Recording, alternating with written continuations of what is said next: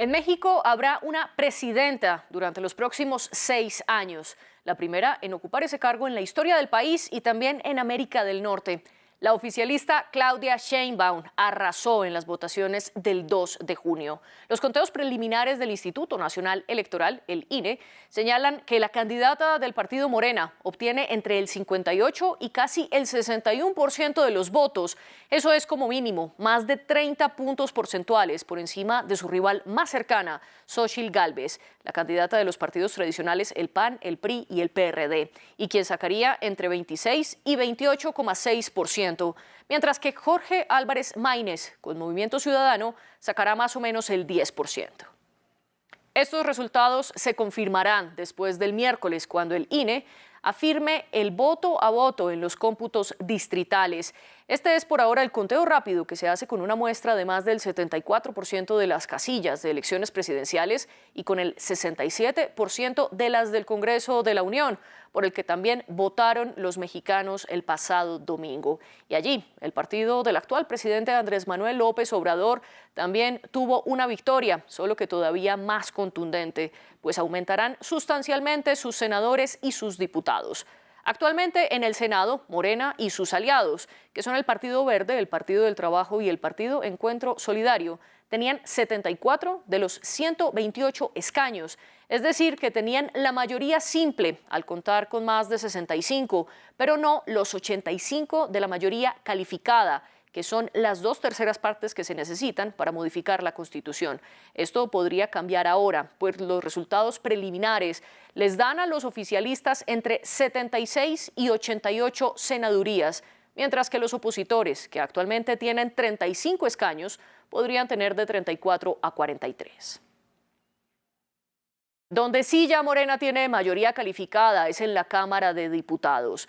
Hasta ahora tenían 276 puestos en la Cámara Baja, pero con estas elecciones tendrán de 346 a 380, cuando las 2/3 partes son 333 diputados. Es decir, que el partido de Sheinbaum tendrá allí los diputados que necesita para modificar la Constitución. Con estas cuentas, ¿cuánto poder tendrá Claudia Sheinbaum para gobernar? ¿Y qué esperar de su sexenio, sobre todo respecto al gobierno que ya acaba de Andrés Manuel López Obrador? Ese es el debate de France 24. Nosotros tenemos a dos invitados conectados desde Ciudad de México. La primera de ellas es Gabriela Cuevas, vocera de la campaña de Claudia Sheinbaum. Y también está con nosotros Santiago Torreblanca, diputado del Partido Acción Nacional, el PAN. Gracias a los dos por acompañarnos en esta discusión y antes de abrir esta mesa de debate, los invito a que participen con el hashtag #ElDebateF24. Nos pueden seguir también en las redes sociales France24-ES y mi Twitter personal @MariaClaguirre. Los invito a que también escuchen nuestros podcasts en su plataforma favorita. Y antes de comenzar el debate, quiero darle la bienvenida también a Rosa Pérez Masdeu, nuestra enviada especial de France 24 a Ciudad de México. Rosa, bienvenida a este programa. Usted ha estado allí los últimos días hablando precisamente de estas elecciones. Ya habíamos mostrado que Morena obtuvo un respaldo mayoritario. Así las cuentas, ¿qué pasará entonces con Sheinbaum y sobre todo cómo se sintieron estos comicios en las calles? Hola María Clara, un gusto saludarte. Bien, pues en el día de hoy, este día ya postelectoral, el sentimiento es, si bien de día histórico, ¿no? Y de que haya resultado de los comicios de este 2 de junio la primera presidenta electa de México, Claudia Sheinbaum, también la sensación es un poco de una victoria anunciada, ¿no?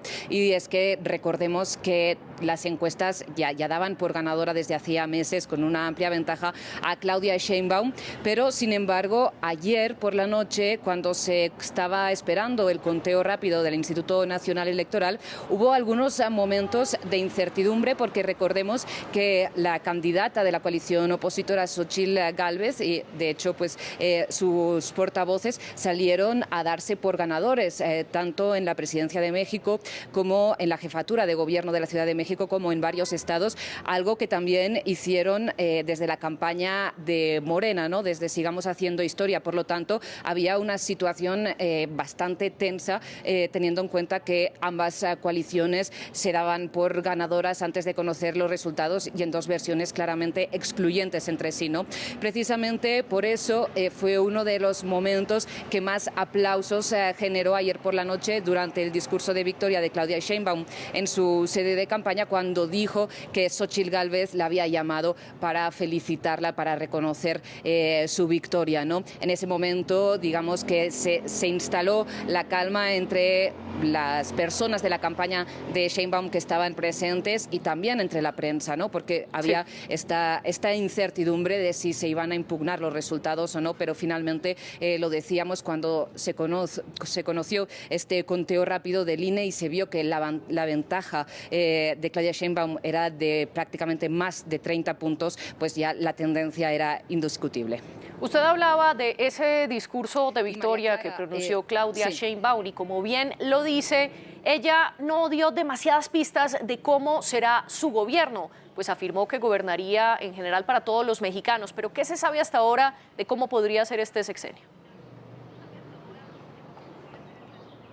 Pues María Clara, aquí con todas las personas con las que hemos hablado antes y después de esta elección, esta misma mañana, lo que quieren es que Claudia Sheinbaum continúe con este cambio iniciado por Andrés Manuel López Obrador, por esta cuarta transformación, ¿no? Por eso comentábamos ayer que los adjetivos, digamos, de lo que significa el cambio, lo que significa la continuidad en este proceso electoral, eran bastante intercambiables entre sí, ¿no? Porque si bien Claudia significaba el continuismo, el oficialismo, y Xóchitl proponía el cambio, el regreso de la oposición, pues al final encabezaba una coalición de los partidos que tradicionalmente han gobernado este país, ¿no? Entonces, aquí lo que nos ha dicho la gente, los seguidores de Claudia Sheinbaum, de Morena y de hecho de Andrés Manuel López Obrador, es que quieren que ella continúe con estos programas de inversión social, de ayudas a los jóvenes, a los mayores, pero también, por ejemplo, estuvimos en el lago de Chapala, el lago más grande de México, que se está secando, y ahí muchos nos dijeron que la iban a votar por el hecho de ser científica, de ser experta en crisis climática y que esperaban básicamente que atendiera a estos problemas, ¿no?, relacionados con la sequía, con los cortes de agua.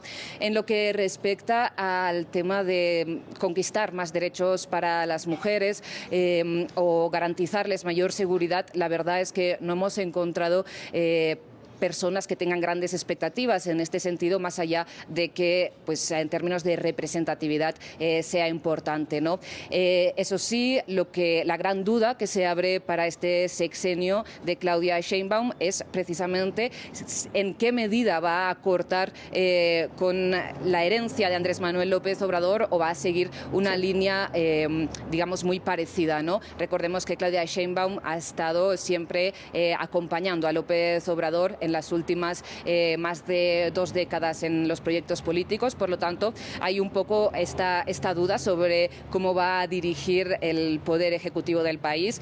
Ahora sí es muy pronto para decirlo y repito, aquí en Ciudad de México la sensación era de día histórico. Se han acabado muy pronto estos periódicos titulando que Claudia Sheinbaum arrasa en las elecciones de este domingo. Por lo tanto, los mexicanos vemos que querían mantener un recuerdo de esta jornada en que eligieron a su primera jefa de Estado. Y justamente es eso lo que discutiremos, qué tanto poder tendrá Claudia Sheinbaum y qué tanto se va a distanciar o no del presidente Andrés Manuel López Obrador. Rosa, gracias por el reporte y yo le doy la bienvenida ahora a Gabriela Cuevas.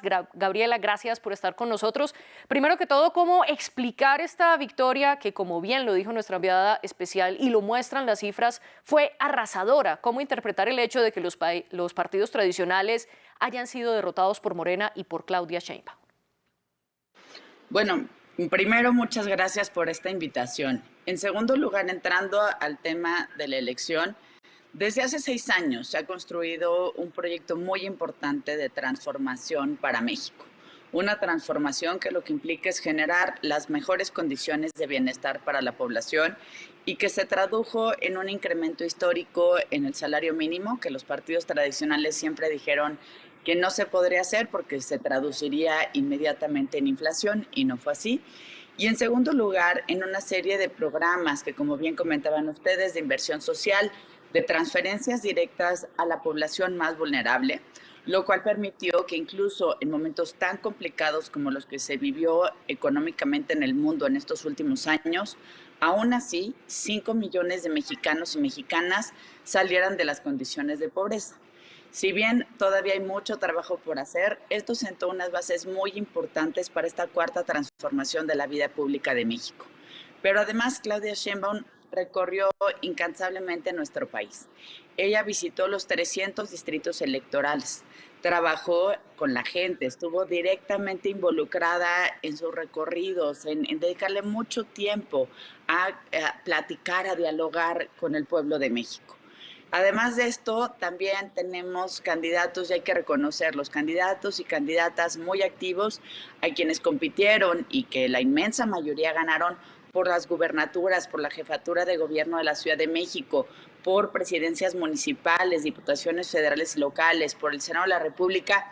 Así que este se consolidó como un movimiento de la gente y para la gente, y que eso fue lo que se reflejó precisamente el día de ayer, en dejar muy claro que la cuarta transformación la gente quiere que siga. Y en segundo lugar, en un voto de confianza que valoramos muchísimo, que se refleja en esta composición del Congreso de la Unión, el Poder Legislativo de México. Como usted lo señalaba, entonces se refiere al voto de confianza que recibe este gobierno de Andrés Manuel López Obrador, ahora liderado por Claudia Sheinbaum. Santiago Torreblanca, también bienvenido usted al debate de France 24. ¿Cómo explica usted esta victoria de Morena y de la candidata oficialista frente a los partidos tradicionales y sobre todo que fue una victoria mucho más amplia de lo que señalaban las encuestas frente a Xóchitl Gálvez? Bueno, primero aclarar, hablan de partidos tradicionales cuando el 90% de los candidatos postulados por Morena en este proceso son cuadros visibles de esos partidos llamados partidos tradicionales. Son gente consolidada. Con excepción de Clara Brugada de la Ciudad de México, el resto de sus candidatos vienen del PRI o del PAN. Es más, la misma vocera con la que estoy debatiendo viene del PAN. Es un movimiento catch-all que atrae cuadros de todos los partidos en una amalgama como una estructura para llegar al poder. Aparte veo un doble riesgo democrático.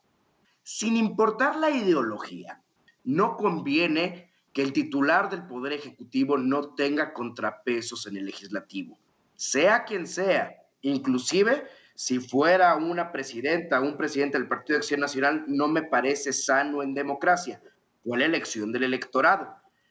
El segundo riesgo democrático es que la gente que votó mayoritariamente por Claudia Sheinbaum y por esta composición del Congreso de la Unión, desgraciadamente no lo hizo engañada. Lo hizo a sabiendas de que el presidente saliente y la presidenta entrante manifiestamente dijeron la intención de destruir los contrapesos institucionales. Es decir, reformar al Poder Judicial proponiendo la elección popular de jueces y magistrados para que ellos controlen las elecciones. Desmantelar o acotar el poder de órganos constitucionalmente autónomos. La persecución clara y notoria de periodistas. Y sin embargo la gente votó por esto. Lo más peligroso para una democracia es que cuando por la vía de las urnas la gente da poder a la gente que manifiestamente ha expresado su intención de desmantelar ese sistema que les permitió la llegada al poder y la garantía de los derechos fundamentales. Santiago, y discúlpeme, lo interrumpo, pero quiero hacerle una contrapregunta frente a eso que usted plantea. Usted señala varios riesgos democráticos en estas elecciones y en darle más poder a Sheinbaum y a Morena. Siendo así, ¿por qué entonces obtuvo una victoria aún mayor que la que sacó AMLO hace 6 años? La gente decidió eso. A ver, en la democracia a veces las mayorías toman malas decisiones que pueden inclusive poner en riesgo el propio sistema. Por la misma razón que pueblos tan inteligentes como el italiano o el alemán o el japonés llegaron por la vía democrática a elegir gobiernos autoritarios. Son fenómenos de péndulo que llegan a pasar socialmente. Nadie duda que la gente votó así. Haría falta un estudio sociológico, político más profundo para saber ¿Por qué la gente tomó esa decisión? ¿Por qué, a pesar de que manifiestamente el presidente saliente y la candidata próxima presidenta no escondieron este desmantelamiento a las instituciones democráticas, aún así la gente decidió apoyarlos mayoritariamente? Eso no le quita el riesgo. Ahora bien, mencionaba en la parte introductoria que había gente en el lago de Chapala que confiaba en Claudia Sheinbaum porque era una científica. Y espérense, es una científica teóricamente especializada en el tema energético. Sin embargo, hemos visto que este gobierno ha ido para atrás en el tema de cambio climático y generación de energía. Mientras la COP25 y nuestra propia ley de transición energética nos pone unas metas para disminución de la temperatura a través de la disminución de emisiones de carbono, este gobierno ha hecho todo lo contrario.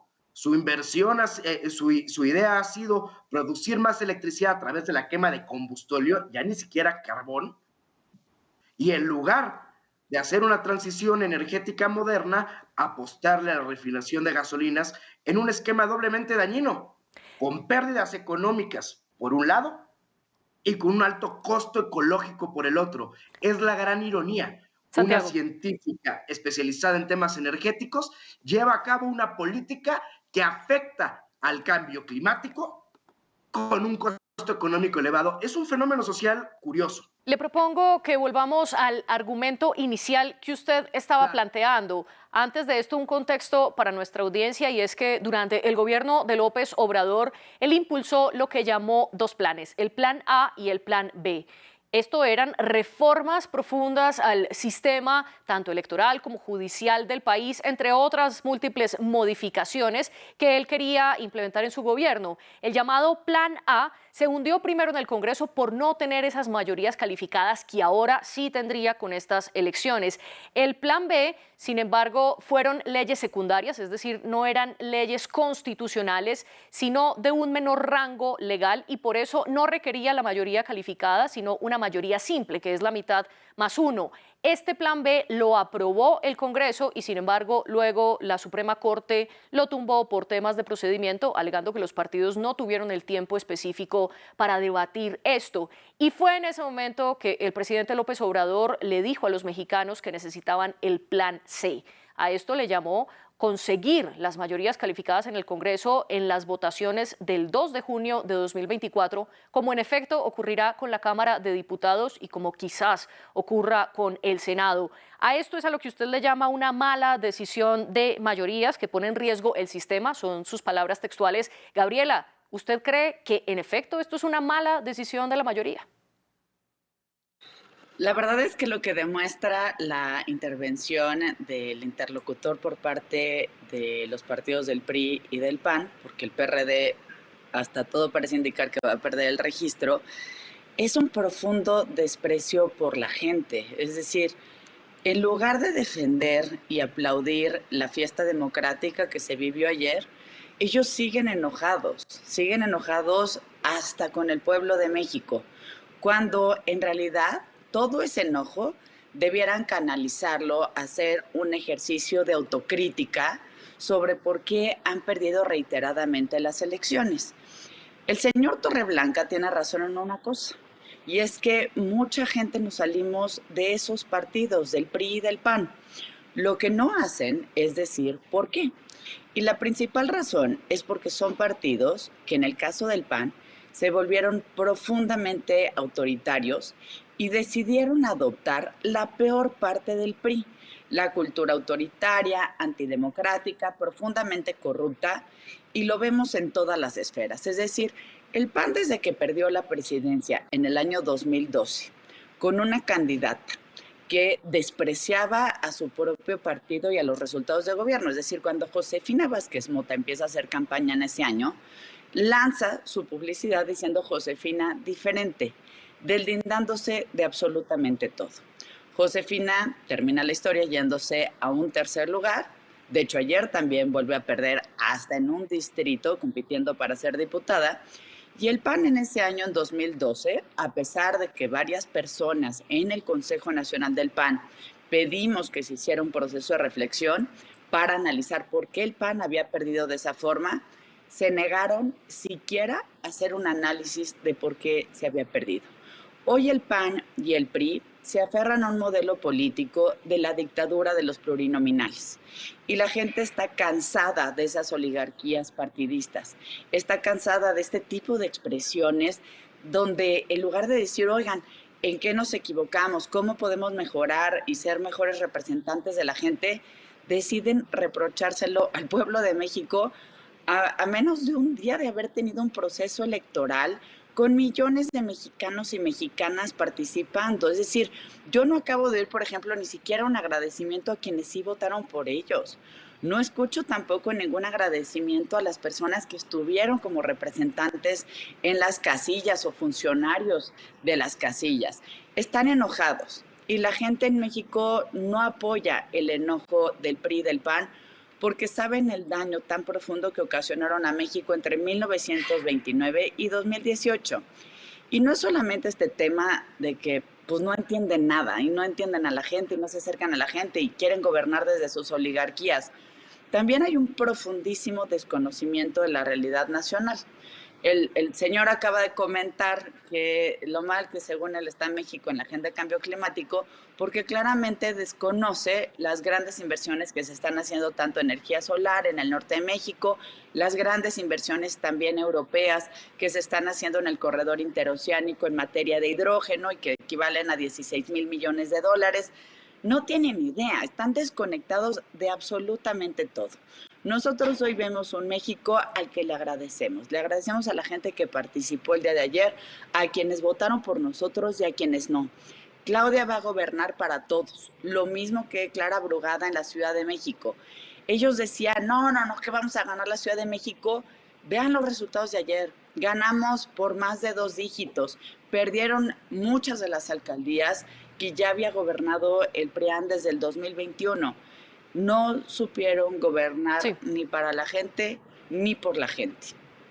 Y aquí simplemente un dato de contexto, y es que además de votar la presidencia, el Senado y la Cámara de Diputados, estaban en juego más de 20,000 puestos locales y funcionarios locales, que es precisamente a los comicios a los que hacen referencia nuestros invitados. Gabriela, quiero preguntarle algo. Usted mencionaba que esos partidos tradicionales que gobernaron México durante casi un siglo se convirtieron en autoritarios, pero ¿cuál es el riesgo que enfrenta Morena y la presidenta electa Claudia Sheinbaum al tener una mayoría casi que arrasadora en el Congreso de la Unión? Se eligió el Congreso de la Unión. Es decir, los mexicanos siguen votando por la definición de nuestras instituciones. Ayer se votaron por más de 20,000 cargos de elección popular. El PRIAN está acostumbrado a distribuir prebendas. Mira, fui panista por muchos años y fui también legisladora por muchos años. Y en ese tiempo, por ejemplo, como senadora de la República, fui testigo de cómo el PRI y el PAN se distribuían, por ejemplo, los nombramientos de los ministros a la Suprema Corte de Justicia de la Nación. Es decir, el tema aquí es cómo el PRI y el PAN quieren cambiar los conceptos de democracia. A ver, democracia no es que el PRI y el PAN definan a los ministros de la Corte, eso no es democracia. Democracia no es que los presidentes de los partidos se adueñen de las plurinominales y decidan todo de forma selectiva para sus familiares y amigos. Eso no es democracia. La democracia es cuando la gente puede decidir. Y si revisamos cuáles son las posturas, cuáles son las propuestas del PRIAN y cuáles son las propuestas que empujamos desde la Cuarta Transformación, es muy claro dónde está la apuesta democrática. Primero, para nosotros es muy importante dejar un mensaje muy claro. En primer lugar, nosotros vamos por la reconciliación de México. Ojalá quieran subirse a este barco. Ojalá quieran sumar para construir el país que los mexicanos y mexicanas merecemos y por el que se votó el día de ayer, el domingo, con millones y millones de mexicanos y mexicanas yendo a las urnas. En segundo lugar, vamos por continuar con un México de estabilidad. El México de la estabilidad económica que se manifiesta hoy en tener, en lugar de las devaluaciones recurrentes que teníamos con el PRIAN, en tener el superpeso por el que gozamos el día de hoy. En tercer lugar, que podamos seguir construyendo las condiciones de bienestar que necesitan todavía millones de mexicanos y mexicanas que hay que sacar de la pobreza. Esa es nuestra meta y desde luego lo haremos a través de los mecanismos democráticos y los canales institucionales que están establecidos en la Constitución de nuestra República. Usted mencionaba muy rápidamente que estos partidos tradicionales del PRI y del PAN se repartieron a los magistrados o las elecciones de los magistrados de la Suprema Corte. Esto también en línea con lo que mencionó en su momento el presidente López Obrador al tildar a la Corte Suprema que fue la que le tumbó el llamado Plan B, y él afirmó que el Poder Judicial era, esto entre comillas, un bastión del conservadurismo corrupto, y es por eso que una de las 20 reformas que está impulsando este gobierno es precisamente esa reforma al Poder Judicial para que la elección sea por voto popular. Santiago, Gabriela hace un llamado a la conciliación de México, que también es un poco lo que escuchamos en el discurso de victoria de Claudia Sheinbaum al momento de afirmar que ella iba a gobernar para todos y que reconocía incluso a quienes no habían votado por ella. ¿Por qué el PRI y el PAN no se unen a ese gobierno de conciliación? A ver, bienvenida a la reconciliación. La reconciliación, pero con diálogo y haciendo ver lo que no es correcto. A ver, señalar los riesgos a la democracia no es estar enojados con el electorado. Se reconoce eso, que fue la voluntad de la gente. Simplemente se señalan esos riesgos. Ahora bien, reconciliación, sí. Sumisión a un poder único, no. Una oposición madura hace ver los errores y los riesgos y propone alternativas para ellos. Una oposición madura, cuando ve que el gobierno está actuando de manera correcta en un tema en particular, lo respalda. Vamos a hacer una oposición madura. Ahora bien, dentro de los riesgos democráticos que hemos vivido, ya vimos una intervención del gobierno de la República y de los gobiernos de los estados gobernados por el oficialismo, marcada y reiterada, y el uso de recursos públicos con esos fines. Vimos el uso de los medios de comunicación del Estado y de la conferencia matutina del presidente para atacar opositores y para acallar a medios y periodistas no afines a ellos. Vimos la intervención del crimen organizado en varios estados a favor del partido oficial. La elección se va a impugnar. No porque creamos necesariamente que se va a revertir el resultado, porque no hay determinancia. Es decir, es muy amplio el margen. Sin embargo, no sería correcto no pedir la intervención de las instituciones en las que creemos para que quede en manifiesto una sentencia que estos riesgos a la democracia ocurrieron y quedaron documentados. Ahora, finalmente, suena muy romántica la idea de que muchos miembros de los partidos tradicionales, decepcionados por el autoritarismo interno y después de un proceso de reflexión, decidieron migrar a Morena. Ojalá fuera eso así, pero no es cierto. La mayoría vio la oportunidad de obtener un cargo en un puesto de un partido al que veían posibilidades de llegar al poder y por eso cambiaron. Un régimen, por cierto, bastante más autoritario, inclusive que los partidos tradicionales, hablando del PRI, porque el Partido Acción Nacional siempre ha sido un partido muy democrático internamente y con todos y sus altibajos. Y resulta que Morena acabó siendo más autoritario y sin embargo migraron a él. La verdad, solo buscaban un cargo. Esa es la realidad, hay que decirlo con todas sus letras. Gabriela, ¿qué responde usted a lo que plantea Santiago, que ellos van a impugnar el resultado de estas elecciones pese al amplio margen de diferencia? Y sobre todo, ¿se está hablando para usted de un riesgo a la democracia y de una sumisión a un poder único, como él lo menciona? Pues mira, justamente en estas intervenciones vemos con muchísima elocuencia por qué perdió la oposición ayer. Es decir, yo ya expliqué las razones por las que veo que Claudia Sheinbaum y nuestro movimiento ganó, pero de una forma muy evidente vemos por qué la oposición perdió. Primero, por una gran soberbia donde quieren decir que tienen procesos democráticos internos. Por ejemplo, el PAN tiene hoy 270,000 militantes. El límite legal para que puedan mantener el registro es de 266,000 militantes. Es decir, el PAN pudiera estar a punto de perder hasta el registro como partido político nacional si se hiciera una auditoría a su padrón de militantes. ¿Por qué? Porque desde hace muchos años una pequeña mafia decidió cooptar el partido. Y esa pequeña mafia es la que se reparte el presupuesto que se le asigna. En México existe presupuesto público asignado a los partidos políticos. Es la que se distribuye también las candidaturas plurinominales y uninominales. Y es lo que estaremos viendo seguramente, y a partir de lo que está plasmando el representante del PRIAN en esta mesa, estaremos viendo que ese tipo de prácticas van a continuar. Ellos hablan de democracia cuando, por ejemplo, una de las candidatas, o bueno, creo que no juntó ni las firmas, pero de las suspirantes a la presidencia nacional del PAN, ahí están las declaraciones de Adriana Dávila, por ejemplo, en distintos medios de comunicación, acusando a la actual dirigencia de prácticas autoritarias, antidemocráticas, entre muchas cosas. Entonces, eso por una parte. O también a mí me parece muy elocuente descalificar a las salidas de las personas del PAN o del PRI por tener ambiciones personales. Cuando un partido político deja de ser el canal de representación social, pierde razón de ser, especialmente cuando recibe financiamiento público. Pero volvamos a la pregunta que le planteo. ¿Puede haber una sumisión de la oposición al poder único? ¿Y qué responde frente a lo que plantea Santiago, que hasta ahora el poder se ha utilizado para atacar a esa oposición? Mira, es ridículo. Yo creo que el ejemplo más claro es, por ejemplo, nuestra victoria en Yucatán. Yucatán está todavía gobernado por el PAN. Ayer lo perdieron. Y lo perdieron no porque hubiera una intromisión gubernamental. Insisto, el gobernador es precisamente del PAN. Lo perdieron porque no entienden a la gente.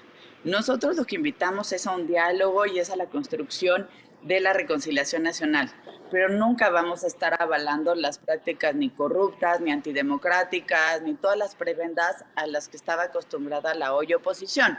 Es muy diferente el tener una negociación pública, un diálogo abierto, a querer caer en prebendas y chantajes como los que se acostumbran entre el PRI y el PAN. Es muy distinto. No hay que confundir democracia con prácticas clientelares ni mercantilismo. Es lamentable que el desprecio que tiene la oposición por la democracia, ahí están las instituciones, ahí están los votos de ayer, todavía no se instala el nuevo Congreso, todavía Claudia no toma protesta y ya están descalificando las instituciones. Insisto, eso habla de su calidad democrática. Es una pena y lo lamento mucho por quienes todavía ayer confiaron en el PRI y el PAN. Santiago, ¿y qué responde usted frente a esto que plantea Gabriela? ¿Qué esperar de la oposición, más allá de si es madura o no, como usted lo señala? Pero ¿qué esperar entre esta disputa entre democracia y clientelismo de la que habla Gabriela, y sobre todo cuando el PRI, el PAN y el PRD tienen minorías en el Senado y en la Cámara de Diputados? Bueno, en una democracia sustancial no importan únicamente solo la construcción de mayorías, que es una parte de la democracia, sino la defensa y el respeto a la Constitución y a los derechos fundamentales, incluidas las minorías. Ahorita que hablaban de que la Suprema Corte de Justicia de la Nación declaró inconstitucionales una serie de leyes aprobadas, fue precisamente por el desprecio a las minorías y por romper el diálogo interparlamentario y la representación política. Claro que confiamos en las instituciones y las aplaudimos, precisamente por eso las defendemos y las protegemos, y precisamente por eso acudimos a ellas. A mí me preocupa más bien que continúe la destrucción de estas.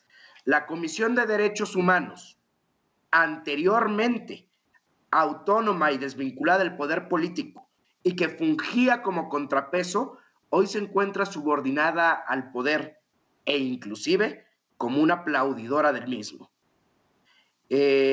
La Comisión Reguladora de Energía, el Instituto Nacional de Acceso a la Información Pública, todas estas instituciones han sido reiteradamente minadas por el poder que pretende ser imperial. Ojalá y Gabriela tenga razón y vayan a cambiar y convertirse en demócratas, pero lo veo difícil. Y en 30 segundos, Gabriela, nos quedamos sin tiempo, lo tengo que interrumpir, Santiago, discúlpeme. En 30 segundos, Gabriela, ¿qué esperar de este sexenio de Claudia Sheinbaum? muchos resultados. Vamos a continuar trabajando por el bienestar de las mexicanas y los mexicanos. Aquí las premisas son muy claras: el respeto a nuestra Constitución y la gratitud al pueblo de México. Nosotros estamos profundamente agradecidos. Va a seguir la transformación, vamos a seguir trabajando con la gente. Resultados, respeto y la continuación de la cuarta transformación del presidente López Obrador. Santiago, en 30 segundos, ¿qué esperar del gobierno de Claudia Sheinbaum? Bueno, yo creo que va a ser un gobierno de continuidad. En muchos temas no va a cambiar la línea del presidente López Obrador, que es el líder supremo de ese movimiento, y va a tener poco margen de acción para tomar decisiones de manera autónoma. De nosotros de oposición pueden esperar responsabilidad y señalar lo malo, proponer una alternativa y respaldar lo bueno, como lo hacen los verdaderos demócratas. Gabriela Cuevas y Santiago Torreblanca, gracias por estar aquí y poner sobre la mesa del debate de France 24 los argumentos a favor y en contra del próximo gobierno de México. Y gracias también a nuestras productoras Laura Garzón y Tania Herrera y por supuesto al equipo técnico que está detrás de cámaras haciendo todo esto posible. Ustedes sigan con nosotros.